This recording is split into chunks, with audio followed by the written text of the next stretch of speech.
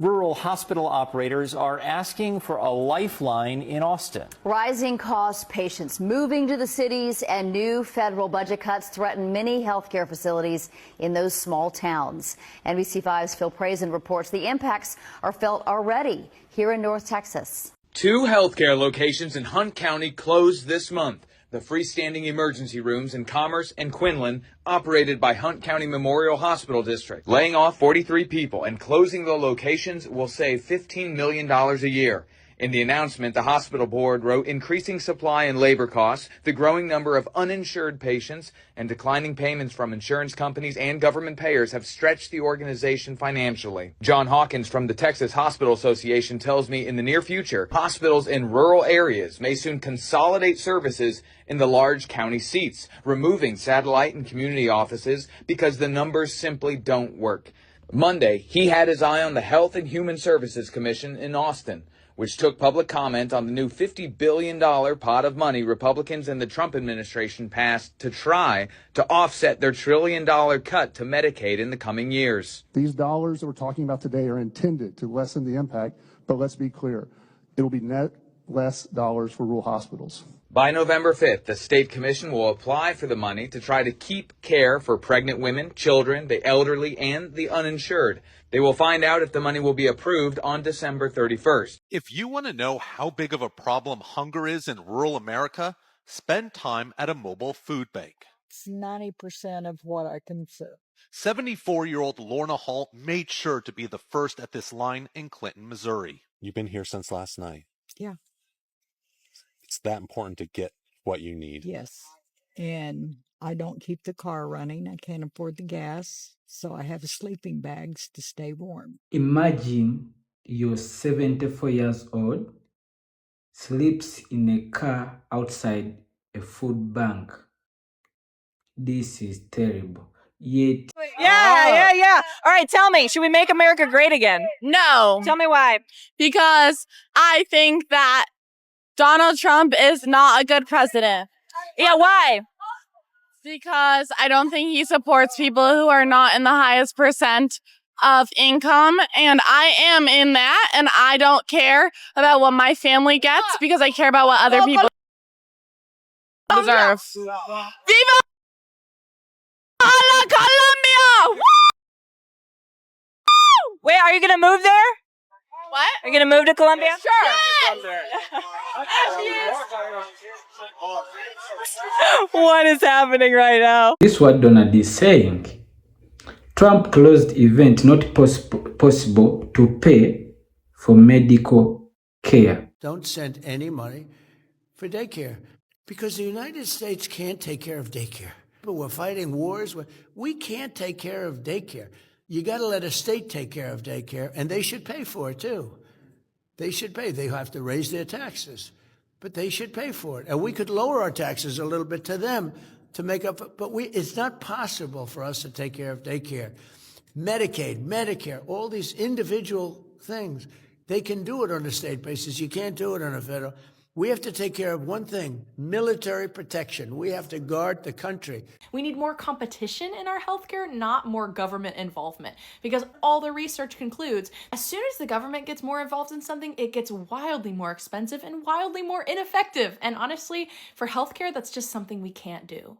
Trump keeps asking for billions of dollars for his reckless war with Iran. All the while, he's cutting the money that subsidizes drugs for people on Medicare. Americans have had enough of this. They want health care, they want to be able to afford groceries and housing, and Trump keeps spending money on bombs. We have to stand up to him. Senate Democrats are doing just that. Voted for Trump, and they only have one hospital in this area. It's been serving the community for over 7 decades, has stayed open as the community has shrunk. They used to have a Walmart, the only Walmart in the area, closed. And through a lot of economic downturn, they have been able to stay open. But unfortunately, because of Donald Trump's big, beautiful bill, there are fears that it may close in a town that overwhelmingly voted for Trump. And frankly, I don't think they realized they were voting for this. And I want to talk about it today. Before we get into it, if you're new here, it'd mean a lot if you click like and subscribe. I'm 23 years old. My name's Chris Mowry. I'm basically a Gen Zer who screams all the time about how Republicans suck. So if you want to stay on top of the news, here's some of my takes. It would mean a lot if you subscribe down below. Before we hop into this story, this is a theme we're seeing with MAGA and Trump supporters. And I don't really know how I feel so much of saying, fuck around, find out. Like, these people deserve what they're getting. I really think most of the blame should go to Donald Trump for conning the American public. But at some level, I see you guys in the comments. I hear you. It's kind of mind-boggling. This went really viral the other day. This is on LinkedIn, oddly enough. A woman who owns a business. I've been getting a lot of hateful messages since my last post about my business struggles. Yes, my husband did vote for Trump. Yes, Trump's tariffs have seriously disrupted my supply chain and hurt my business. That said, I still support my husband. He voted for what he truly believed was right. It's complicated, but so is life. But like, on an issue like this, is it complicated though? Like, really? This is where I get to the point where I'm like, okay, fuck around and find out. He told you a million times he's going to implement tariffs. And it really was pretty simple. He was lying to your face when he said tariffs are paid for by other countries. People like you and I screamed, hey, they're not. They're going to be paid for by American businesses, and this could really hurt. You can let me know what you think down below. But we see people like Ellie just in the last few days, a month ago. Latinas for Trump co-founder Blast, quote, we're still struggling even when we have our money coming through. We had to suffer going almost a week with no food. The economy's down the tubes. Healthcare is awful.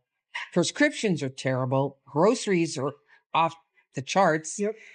And I think the only way we're going to do better is if he gets out and somebody else gets in. About to see the devastation, especially to rural healthcare and rural economies, that the big, ugly bill is going to cause.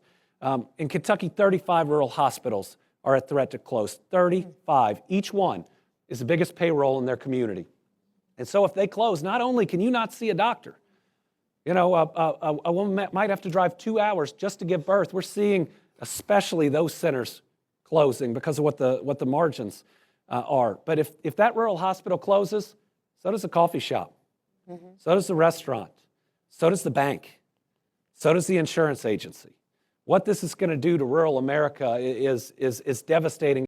I'm just wondering, when does MAGA wake up and realize what the fuck they did?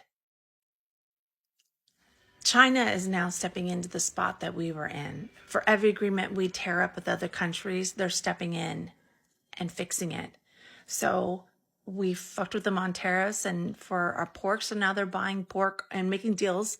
I don't know if it's cemented, but with Argentina. I mean, Argentina has the best cattle. And you can look into that, but I don't know if you've ever been to a steakhouse, an Argentinian steakhouse, but it's not the worst place to get your pork. And they're making deals with Brazil. They just cemented a deal with Canada. They are cutting us off. They're trading, they're starting to move the trade routes so they don't have to interfere with us in our little place. So anyways, Trump is doing and Musk are doing Russia's bidding and just destroying our country from the inside out. And China is stepping up. And it's just so disheartening. And it's like the writing was on the wall. So I'm wondering, when is MAGA going to fucking wake up? Because there is no country that's going to believe in us again. Because all we have to do is have a great president and then 4 years later have another Trump that rips up. We sign a treaty, we rip it up. Sign a treaty and rip it up. Those days of treaties are gone. Those days of agreements are gone. And the Chinese have been pretty damn good with their agreements. And so all these other countries have no problem signing them. They don't want to deal with us. And I don't blame them. When Trump gets a crazy hair, he tweets something, and next thing you know, they've got a tariff on them. Fuck the Americans. That's what they're going to say, unfortunately. But that's not, and it is our doing.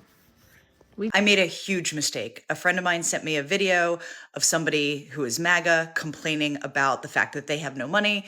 And I ended up going down a rabbit hole of people just like her who are taking to this app to talk about how poor they are as a result of this administration. Okay, they voted for this. In many cases, 3 times. 3 times they voted for him. And now they are loudly complaining on the internet that they are broke and on the verge of being unhoused, not being able to afford their medication. It's almost as if we kept saying this over and over and over again. We warned everybody all the time. We told you this would happen. We told you he was going to make things worse for the people who voted for him. And it is happening. People cannot afford to live in this country. You have no one but yourselves to blame. And it makes me so frustrated because the rest of us have to deal with it alongside you. So by now we've all heard that Nebraska is going to go bankrupt in about 2 months, 60 days, give or take. And Nebraska was a state that voted overwhelmingly for that guy. And now they're all crying and screaming because their workforce is gone. All the immigrants that were there doing whatever they did for them, gone. All these people jumping on TikTok, all over social media, complaining about how they're about to lose their farms because they don't have anybody to work the farms. My thing is, like, when the man told you he was going to deport the immigrants and y'all still voted for him, did you think he was joking? Because his hatred for immigrants and people of color and anybody who's not a wealthy white man was the first clue that the rest of us got that he was going to do what the hell he said he was going to do. Let's be real about it. He tried it and got blocked in 2016 because at that time there were people in places in the administration that prevented him from doing that. Well, now he done got rid of all those people who would have stopped him from doing this craziness. So all that's left are the people like them, like y'all, who voted for this, who agree with the shit. I'm having a hard time understanding why we should care. Why those of us who didn't fuck around but are also finding out, why are we supposed to care? Why are we supposed to be like, oh, you are sorry and you regret your vote because you're about to lose your family farm and God knows what else? We all got drama that we got to deal with and live through. There are a lot of people worried every day about losing their jobs. People who have jobs that are 100% federally funded, who are worried every day that they get up if that's going to be the day that they go to work and they tell them, oh, we're done, you don't need to come back. So why should we care about you when we all got to be out here worried about our own self? So all I'm saying is the fuck around and find out is real for all of us. But for those of y'all that voted for this shit, y'all need to eat it. I wanted to say something else, but I don't know if children might see this video. But you know what I'm saying. But yeah, I don't think we give a shit.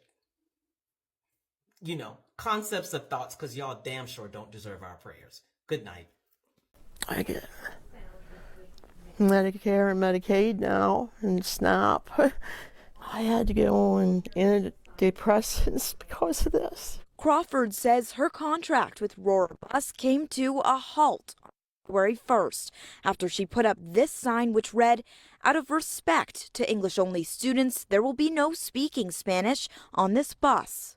I didn't mean to be racially insensitive or anything like that. Crawford claims she never got to explain that the sign was put up to encourage safe and respectful behaviors and was directed at a bilingual student who allegedly had a history of riling up other students. I didn't know if he was bullying somebody, telling them to do something they shouldn't do. How do you keep control of your bus if you have no control? The district and Roar Bus writing in a joint statement today that the investigation had finished quickly after Crawford admitted to installing the note, writing, quote, "The relevant facts of the situation were fully known and discussed among district and Roar leadership, and that it was, quote, determined that the conduct did not align with the standards and expectations for student transportation providers." Do you regret making the sign?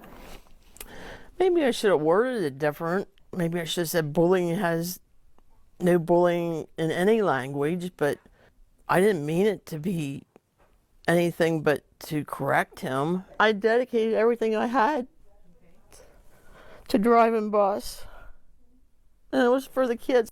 My major problem with all the people who have decided they voted for Trump and now they regret it because this isn't what they meant, this isn't what they wanted, this isn't what they intended, is that the road to hell is paved with good intentions. And the man who was killed yesterday, who has 3 children, who will live the rest of their lives without him, he was 52 years old. 52. Do you know how young that is? His life is gone because people don't have the foresight to see that when you elect someone who tells you that they have certain intentions, and you just go, oh, I'm sure he doesn't really mean that. Oh, he's just being extreme. Oh, he's just being funny. But you know what? Let's just roll the dice on it and see. You're rolling the dice on real people's real lives. And that man who is now gone, his family has to live without him for the rest of their lives. Why? He lived in this country for 35 years. He has a construction business. He is, by every account, an upstanding citizen. He needed to die because of what? The people who are sitting in these internment camps where there's maggots in their food and there's no access to clean water and there's no access to representation, and there are babies, by the way, in there enduring trauma that their body may never recover from for the rest of their lives. This all needs to happen because what? Because illegal immigration was doing what exactly to your life? What exactly? I wish someone could explain it to me like I'm slow. Because I cannot understand for the life of me what it is that you think is happening with illegal immigrants that is impacting your life in a way that is actually worse than what the controlling, powerful, billionaire class overlords of this country are doing, like your president, who is constantly pocketing money and taking money out of taxpayer funds to do things that he wants to do and just doing corruption in broad daylight. That is what's actually affecting your life. That's actually affecting your grocery prices, your gas prices, the wars that we're in, your safety, your children's future. That's the actual effect. So what is it that the immigration is doing that is actually worse than that? And if that is the case, why not take your fight and your strife to those people in power? Why would you elect someone who told you they're going to do corrupt things? Because the threat of illegal immigration is so much worse because why? Like I'm I will. Sipping on my black-owned coffee. You know what I mean? Baldwin and Company. Check them out if you ever in New Orleans. You understand me? Regarding all these farmers that are now crying about possibly losing their farms because they voted for Trump, this is why you absolutely should not feel bad for any of these farmers that voted for Trump. Now, the ones that didn't vote, yes, feel sorry for them, go support them, do whatever you need to do. But the ones that voted for Trump, do not feel sorry for them. And let me tell you why. Tell me. I am a builder. And I've been building shit in Oklahoma City going on like 20 years now. And farmers are not stupid. If you have the ability to manage a farm and understand the weather, the climate, your machinery, the chemistry that goes into your crops, you are not a stupid person.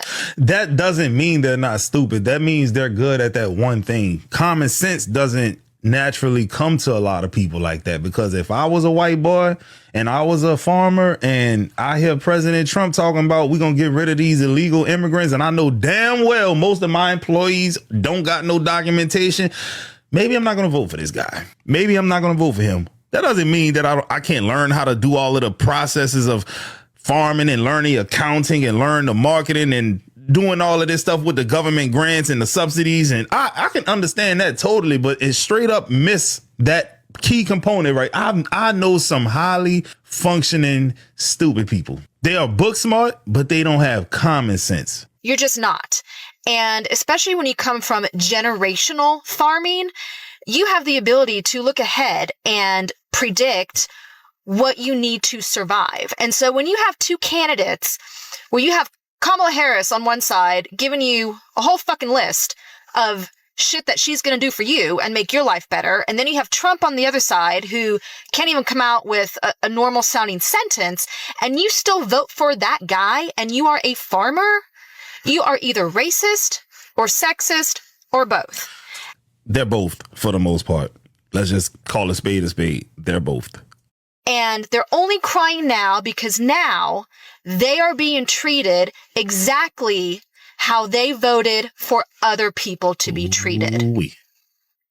Got that? They are being treated how they voted for other minorities, people of color, everybody else, poor people, sick people.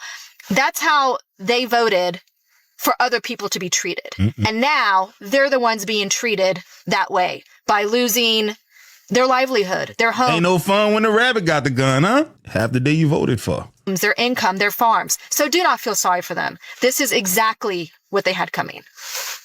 Quick follow-up as to why exactly would Trump be doing this to farmers anyways? And I'm guessing 99% chance it's because he wants to bankrupt farms so his corporate seniors are going to start dying because they can't afford prescription drugs because Trump decided to end Medicare Part D. Because Medicare Part D is a bipartisan program meant to lower costs for prescription drugs for seniors and disabled Americans, those most vulnerable in America's society.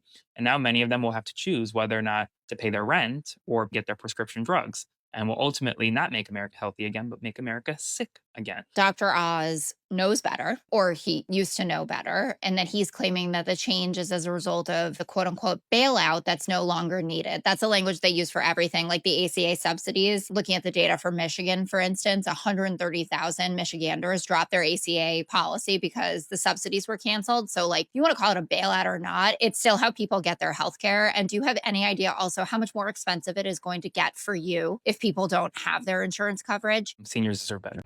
Farmers are regretting voting for Trump.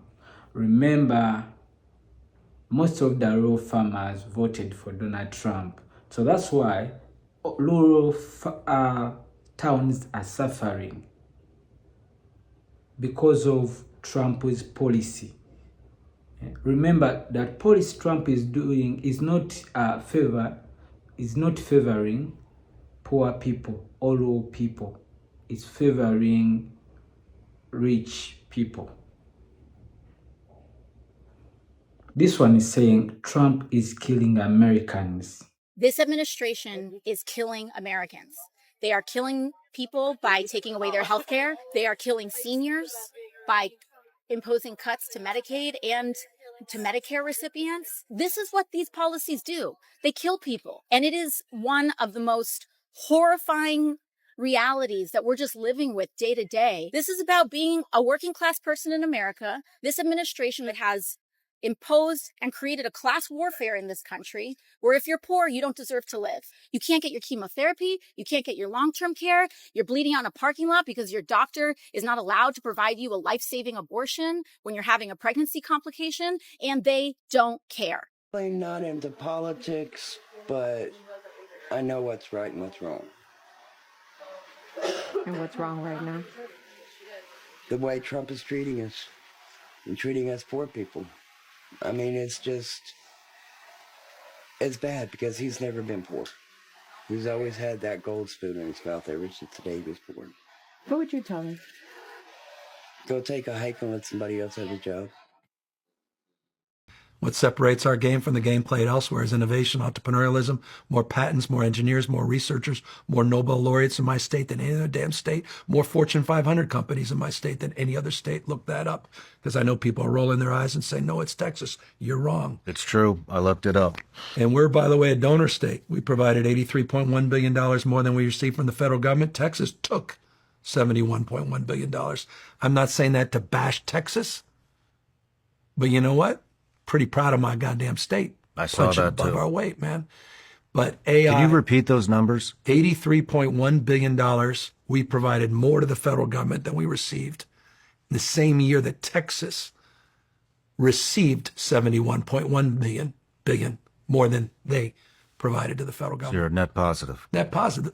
9 out of 10 of the donor states are Trump states, and I don't mean that pejoratively, Trump. 7 of the 10 are Republican states, but 9 out of the 10 dependent states, welfare states, are Trump states. The donor states disproportionately the blue states. 71% of the country's GDP comes from blue counties. Mm-hmm. These same crack-up counties with all these crazy liberals that can't get out of their own goddamn way and the world's come to an end. It's 71% of the economy of the goddamn country, man. Rural America already has a healthcare crisis. And this new GOP budget just made it exponentially worse.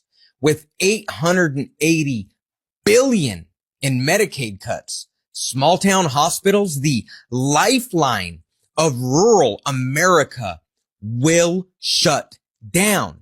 That is a fact. According to a study done by the Center for Healthcare Quality and Payment Reform, in the last 2 decades, over 200 rural hospitals have already closed. And more than 700 rural hospitals, 1/3 of all rural hospitals in the country, are at risk of closing because of serious financial problems that they are experiencing. And these will be made worse with these huge budget and the Affordable Care Act, also known as Obamacare, drastically reduced this risk by introducing the Medicaid expansion program. Rural hospitals in a Medicaid expansion program are 62% less likely to close their doors. But the Medicaid expansion program is under the Affordable Care Act, and we know how much Trump loves Obamacare. But under the Republicans' new budget, it all but eliminates this program, reducing Medicaid reimbursement from 90% down to 57%, a 33% decrease. Yeah, there are going to be massive shutdowns of rural hospitals all across the United States. So here's the story that deserves a lot more attention than it's getting. Medicare Part D is not being completely eliminated, but something important is changing. The Trump administration has decided to end a temporary federal program that helped keep Medicare Part D premiums lower, right? While the prescription drug system was being redesigned. Like, what does this mean in plain English? It means many seniors will soon see their monthly prescription drug premiums go significantly up. And the administration argues that the subsidy was always meant to be temporary and that taxpayers shouldn't keep footing the bill for insurance companies.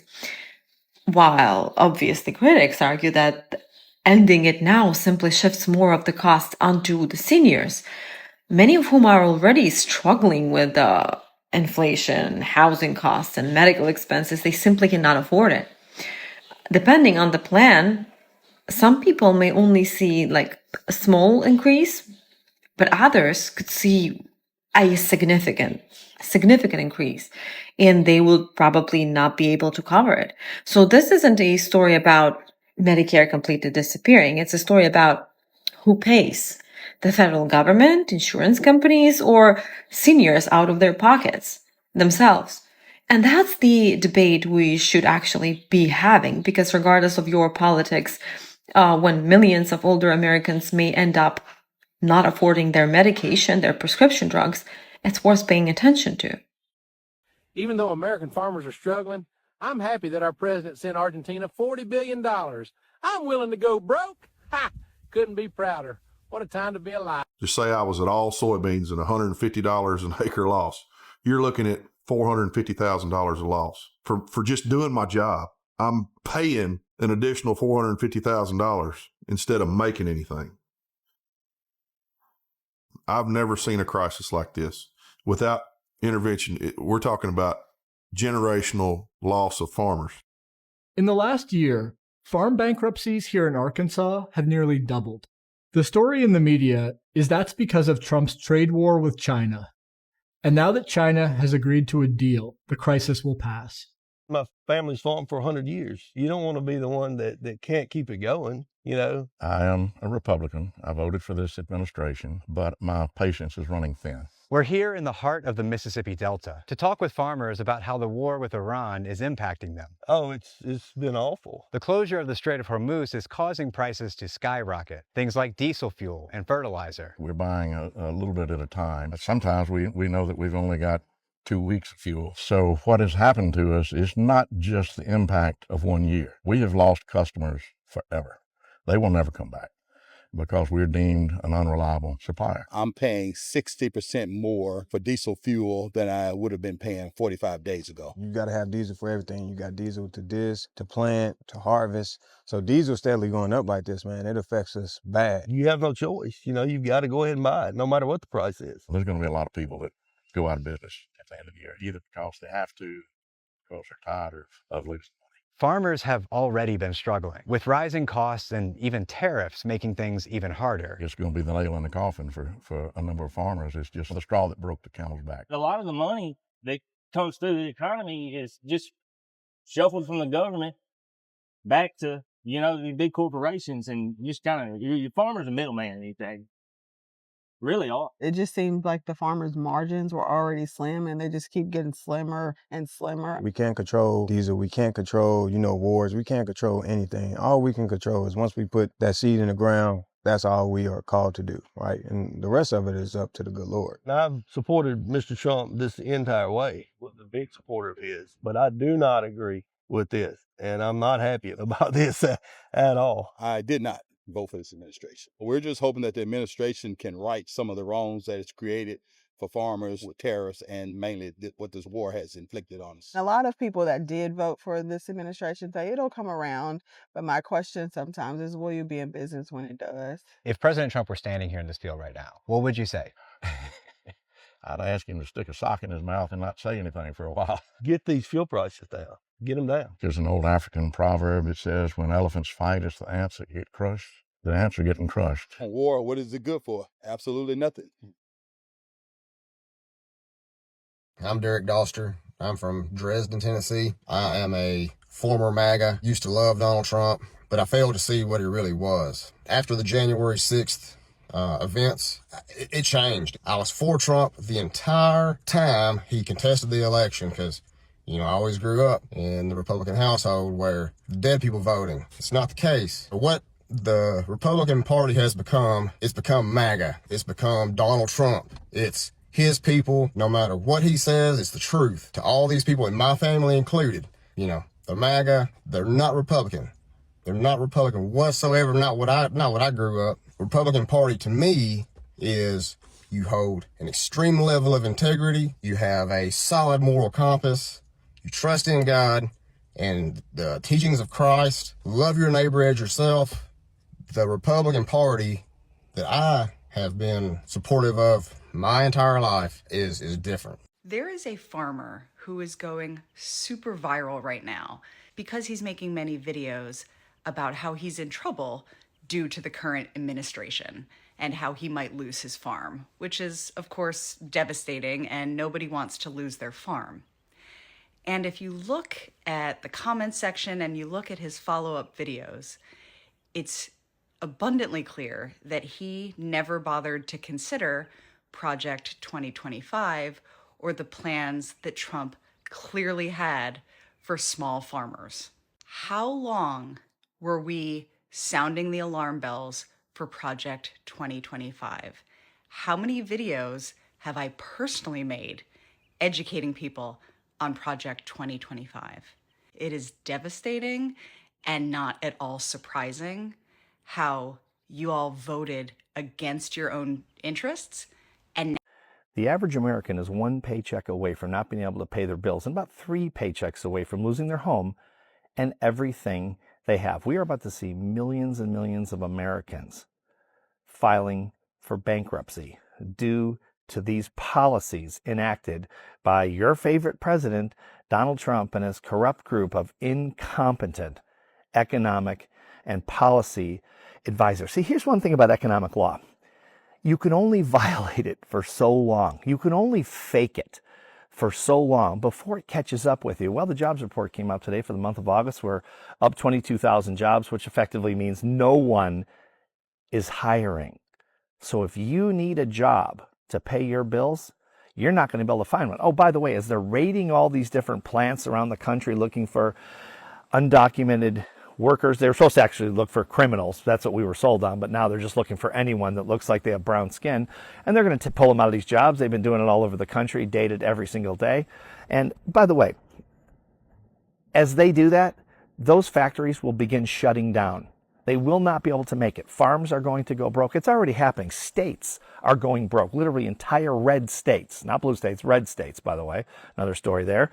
You can only fake economic law so long. Trump has no idea what he's doing. Oh, by the way, if you're worried about Trump and the other rich people, yeah, they don't need jobs. They live off the interest of their investments. They can't even spend as much money as they earn on a daily basis. So they're not worried about this at all. They're not worried about you. Oh, I know so many of you MAGAs think Trump is on your side. A guy that inherited effectively what in today's dollars would be $400 million and lost it 6 times, but he's on your side. He's never even heard the word groceries before because he's never been in a grocery store. He's an inherited billionaire con man. I'd like to say, wake up, MAGA, and anyone else who voted for Trump. But you know what? In terms of economics, it's probably too late. See, ignorance has consequences.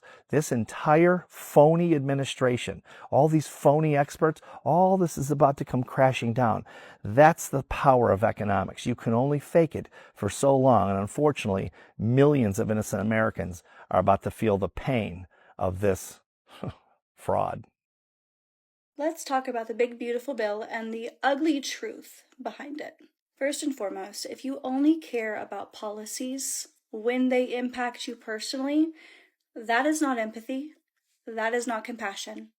That's called privilege. And let me remind you of something that I just think people don't think about. It's the fact that people do not choose to be on food stamps. People do not willingly choose to be on Medicaid. People do not choose to live in government assistance housing. And how do I know this? Because as an 11-year-old girl, I did not choose that life. I did not choose to live in government assistance housing. I did not choose to survive off food stamps. I did not choose to survive off of Sooner Care. That life chose me. But thank God for those programs, because my mother, my siblings, and I were able to make do, and I know that I am just one of many families that those programs affected in a positive way. Now, the irony of it all is that the same people who complain about the poor, about the hungry, and about the homeless population are the same people who are cheering for a bill that is going to create more poverty, more hunger, and more homelessness. One thing that I really think people need to get into their brains when it comes to these kinds of topics is the friendly reminder that we are all one tragedy, one divorce, one diagnosis, one job loss away from needing these very programs that you shame and are trying to take away. That's all it takes, is one unfortunate circumstance for us to need food stamps, for us to need government assistance, for us to need Medicaid, for us to be on the brink of homelessness. It takes one simple tragedy, one bad day. So if you are staying silent about this big, beautiful bill, you're not just ignoring a policy, you're ignoring people. And I find that to be really sad. So what even is the One Big Beautiful Bill? Trump just signed it, and while the name might sound silly, the consequences are serious, especially for the climate. The bill gives tax cuts to middle and working class families, which sounds great at first, but there's a catch. To pay for it, it has to cut funding from other sources, some of those being clean energy programs that were passed under the Inflation Reduction Act. So what does that actually mean? Basically, the government was giving money to support things like solar panels, wind farms, electric vehicles, energy-efficient home upgrades. Basically, stuff that helps us move away from fossil fuels and lowers your energy bills. However, with this rollback, a lot of that funding disappears. That means solar and wind projects get canceled. It's harder or more expensive to buy an electric vehicle, and energy companies are less motivated to go green. In fact, one analysis said that this could cut our clean energy capacity by up to 60% by 2035. And that's not just bad for the planet, it's bad for us. Experts say the average American could end up paying hundreds more per year on their electric bill because of it. And states with the worst pollution are likely to suffer more. There's still some things you can do. Keep supporting clean energy in your state or city. Be mindful of your own energy use. Most importantly, vote with climate in mind, because this bill is one big setback for a livable future. Make sure you follow us here to stay updated on climate news and get some sustainability tips. Plus, if you want to know what your personal carbon footprint is, we have a free quiz at the link in our bio. You're in West Virginia. You're in rural Ohio, or any place, Vermont, any place. And the job you used to have earning a decent living is now in China. Your kid can't afford to go to college. Maybe you can't afford health care. You got nothing to look forward to. Under that scenario, alcohol becomes a way out. And the worst case is suicide. So I think what we're talking about is, why is this happening? Often in rural areas, in urban as well. And how can we reestablish hope and optimism in the American people? The more I talk to people, the more I realize that there is a gross misunderstanding of poverty and what that looks like here in rural Kansas. So I'm going to give you an example of what that looks like for a family of 5. That's my size family, so I'm very familiar with it. We are a husband, a wife, and 3 children. Here's what our circumstances would have to be to qualify for some of these programs, and we are much closer than you think. My name is Kylie Kilmer. I'm running for Kansas House District 70. That covers most of Dickinson County, part of Marion County, and a little bit of McPherson County. According to the U.S. Department of Health and Human Services, the poverty level for a family of 5 is $37,650 is 100% of the poverty level. What a lot of people don't realize is you can actually earn more income than the poverty level and still qualify for some services of support. So, for example, a family of 5 could make $3,807 a month to qualify for food stamps, or $45,684 per year. So let's go back to using my family as an example. I am a teacher, and at one point in my career, I was working and my husband was going to school full time on the GI Bill, not earning any household income. If I were a local teacher in my first couple of years teaching and I made less than $45,000 a year, which is common for teachers, we would qualify for food stamps. Some programs like local food banks allow you to make up to 200% of the poverty level. For a family of 5, that's $75,000. I know lots of families who fit into this. For example, a police officer may make less than $75,000, have 3 kids at home, and a wife who stays home with the kids, not earning any income. A full-time police officer with a family at home can qualify for food from the food bank. This one is for reduced price lunch at school. A family of 5 household income has to be just under $70,000. Again, there are multiple people here where there is one parent in the home working, the other parent stays home with the children, while maybe 1 or 2 of those kids goes to school, and they get reduced lunch. And it's not just about food. There are programs that use these income guidelines to help pay for childcare, to help pay for utilities and energy, to help families with clothing and cash support. And so the point of this is just to show you how many families are out there that are right in this range. They are above poverty and maybe don't qualify for all of the programs, but they're not making enough to live comfortably. There's a huge span of people in the middle who are struggling to make ends meet and rely on these programs because they are one paycheck, one emergency, or one bad thing happening to the working parent that the bottom falls out from under them. It is complete fallacy that most of the people on these programs are in it for abuse and fraud or are avoiding the work system. My very own family was part of this, and I know a lot of families who are too. I think the problem with these programs is that people are uneducated about them. They have no idea about the income guidelines. They have no idea what poverty is actually like, and they are believing the things that they see on the headline news instead of recognizing that there are issues within the community, that our people are not earning enough income, our daycare is far too expensive, food costs are out of control, and our social networks are not helping people. Threatening to defund them, threatening to take them away, threatening to require more paperwork tracking is not helping anyone. I guarantee you know someone who is using these programs if you're not using them yourself. It's very, very common, and people are much closer to needing these social programs than they are to owning a mega yacht. It's time to speak up. Well, it appears the joke's on me. It appears I have been the biggest fool alive. You see, before the last couple of days, I knew that there was a segment of MAGA who just hated, who just wanted to burn the world down, and they don't care who they hurt. In the meantime, I knew there was that section, but I really, really thought that most of MAGA just didn't get it. I really thought they just didn't understand. They didn't understand economics because it's complicated. They hadn't studied Project 2025, so they didn't know what was coming. But I really thought when he got in there and started doing the things that hurt so many people, that they would realize and that they would But they don't care. Y'all have been telling me this for 2 months. And I kept saying, no, we just have to explain it to them. We just have. Now, I know there are a few. And I thank you guys. You make it worth sticking with this. But over the last couple of days, I have realized that the majority of Republicans do not care how many people are hurt. And they are exactly what Palpatine said. They're the ones he was talking about when he said he could unalive someone in public and they would still vote for him. I thought they just wanted lower egg prices. I thought they were struggling in the economy and it was hard and they wanted their lives to be easier and they listened to that. And that's why they voted for him. But they don't care. They literally don't care how many other people in this world are hurt. See, the difference is I'm willing to pay more for my eggs if it means no one in my country goes hungry tonight. I am willing to pay more for my eggs if it means everybody can have an egg. But they really don't care.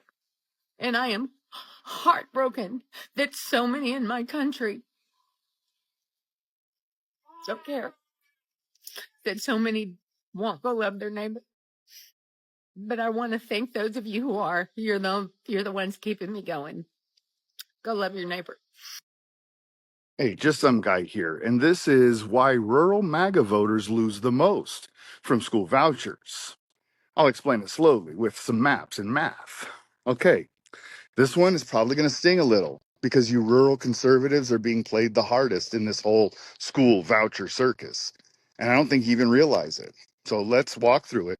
School vouchers, they sound great to y'all on TV. Freedom, choice, escape failing schools. Cool. Now, quick question. How many private schools are within 30 miles of your rural town?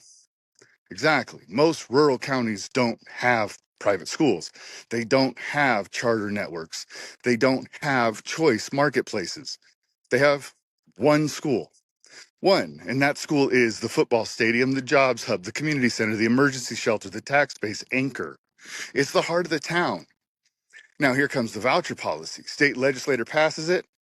Tax dollars get set aside for school choice. Urban, suburban families where private schools actually exist, they use it.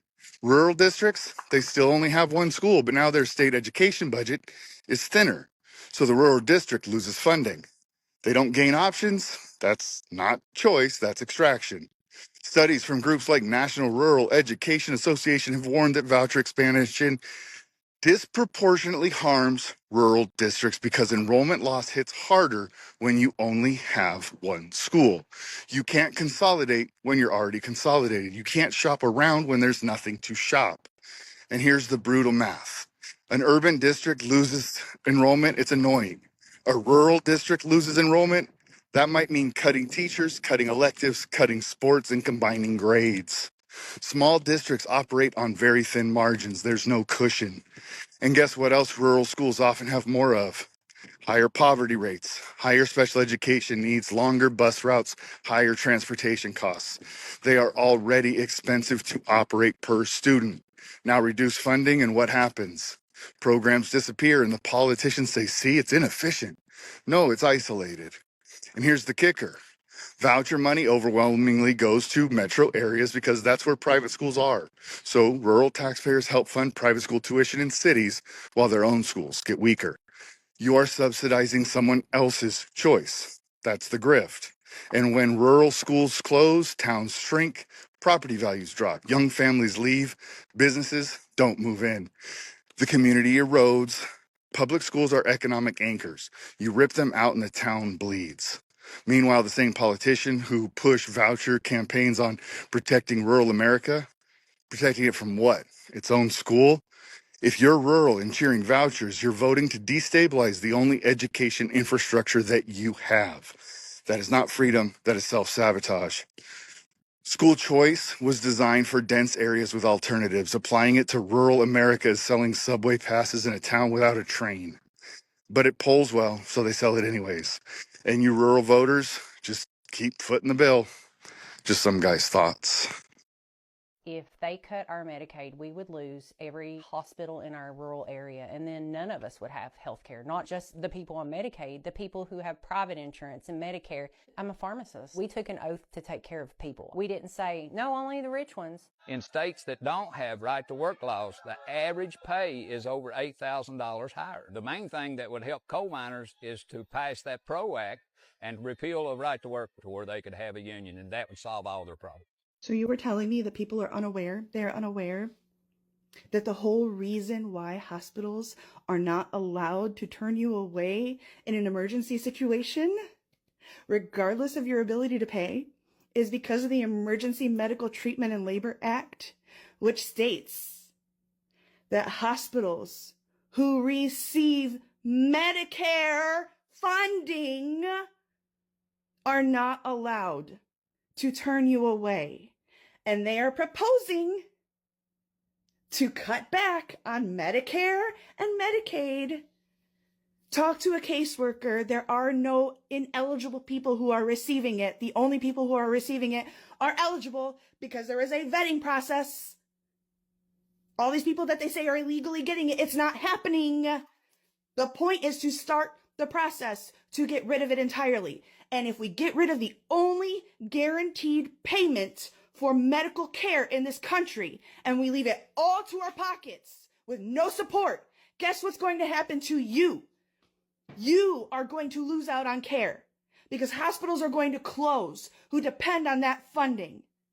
We don't have enough money to pay the bills that they decided were fair. Which, I'm sorry, I just had a life-saving surgery and I owe $3,000. If I don't pay $55 fucking dollars that I don't have to my primary care physician, they can decide to no longer treat me, and they will. And I've got to start all over again somewhere else. You all think that you're safe because, it's been that way because we fought to get it that way, and they're reversing it. You all have been so fucking pampered that you don't understand what we had to fight for to get you. Oh, but everyone dies. Bitch, apparently not fucking politicians.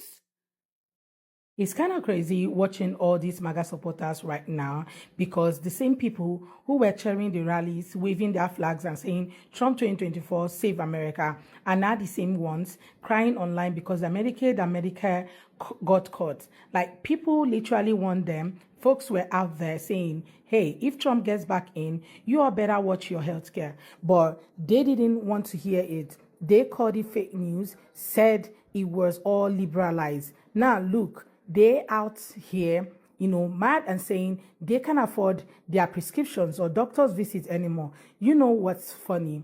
These are the same people who used to post stuff like, I don't want my tax dollars paying for lazy people's healthcare. But now that the courts hit them, suddenly it isn't fair. And they go. Welcome to the stage, FAFO. If I see you around, I'll wave. I'll give you the nod of hello. If I see you in the grocery store, I'll just hold up the bananas and be, it's never going to be normal again. Even family, lots of family that voted for Trump. Those family members, though, that did vote for Trump, I probably won't see again. My friends in my hometown that I grew up in, raised in, you voted for Trump. Peace out, Girl Scout. The family that did not vote for Trump were closer than ever. I don't feel I even need the blue bracelet to identify these types. Somehow you just know the type. If you call me or text me and I don't answer or text back, could be why. If you come to my house, I definitely will not answer the door. When I hear the news that you've passed and you've had an amazing life, I will send my condolences. I will not attend a funeral. If I get your invitation in the mail to come to your wedding, I'm sorry, but that's kind of a pass on both ends. Won't happen. Don't send it. Save your postage. Oh, you want to go to the dog park and have our dogs play together? Sorry. My dog did not vote red. Yours did. If I see you in church, this is what you will get. You voted against me. You voted against my friends, all the women in this country. You voted for an evil versus good. You chose eggs prices, gas prices over morals and people. That is the type of person that I truly want nothing to do with for the remaining of my life, even when Democrats take back in 2028. Anyway, thank you for watching Great Minds Black. See you in the next video. What advice do you give to a MAGA rural supporter, all the people who are living in MAGA, who are affected by Trump's policy? Tell me what you think down in the comment. Thank you for watching Great Minds Blacks.